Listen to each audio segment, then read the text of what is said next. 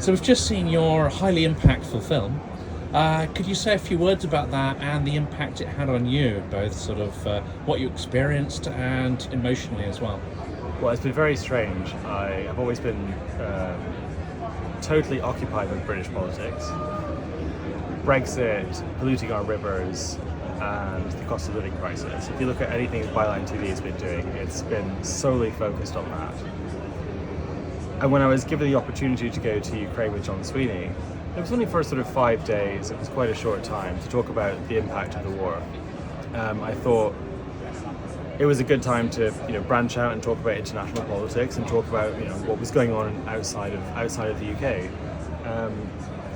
And I became completely engrossed by what we found. It was stories of people with absolutely horrendous situations. I remember there was times in Kyiv where I'd walk around on my own at night and people would come up to me because I had a camera and tell me that they'd just come back from Kherson and they had to leave their cats and dogs.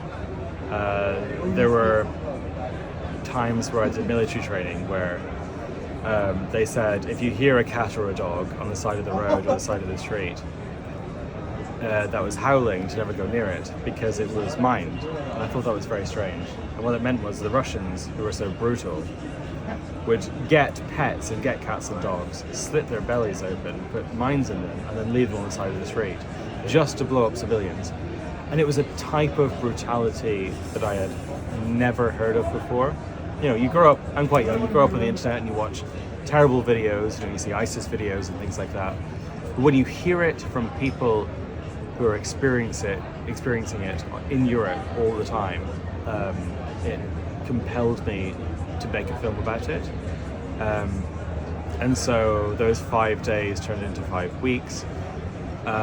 It was going closer and closer to the front line every single day, and as you get closer, the sky gets darker, electricity cuts out, anyone with any sense leaves, anyone with any money is left, and all that you have left are these sort of destitute towns with nothing left.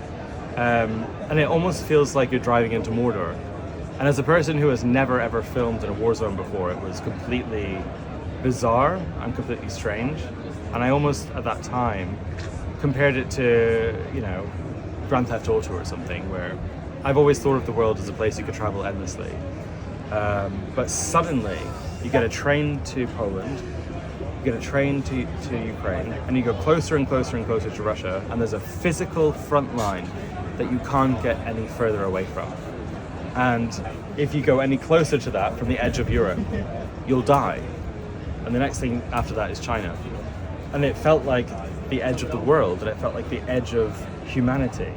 And it was the most bizarre thing that I've ever seen. And when I found out that they were targeting journalists and humanitarian aid workers, if you look at my film, they targeted our ambulance rescuing people.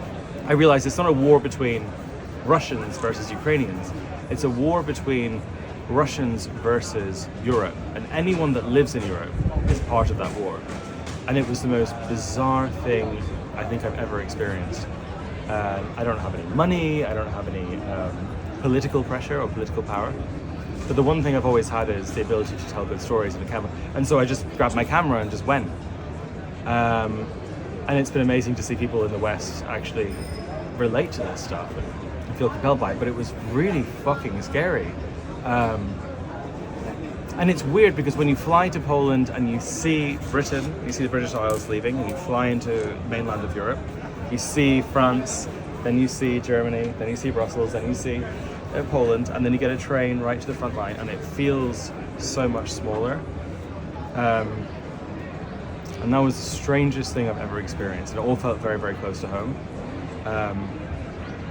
But Europe is still at war in a way that I never imagined before. Is it concerning that propaganda narratives creep into the media? You've got media, war fatigue, but you also have sort of bias, sloppiness, but you also have these weaponized narratives creeping into media coverage as well.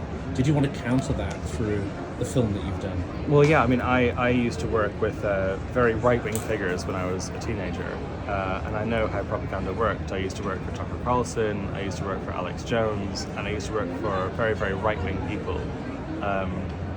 And there was a time I believed in all of that stuff. I thought that we were in this big war in this country, which was a battle between the West and free speech and women's rights and gay rights versus a barbarian society that was on the other side of us, that wanted to eradicate us totally.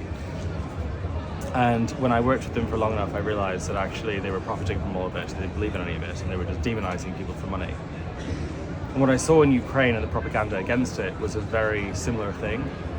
And it made me, I've always felt like I couldn't really fully sleep at night or move on from the type of propaganda that I used to make. And going to Ukraine and seeing genuinely the truth, I think it made me realize the only thing that would make me be able to cope with what I used to do or combat real propaganda as someone that understands it is to create content that genuinely just tells the truth. That's it, the truth unfiltered, whether it's ugly, whether it's pro-Russian, whether it's anti-Russian, just the truth. And I think I'll be doing that for a long time.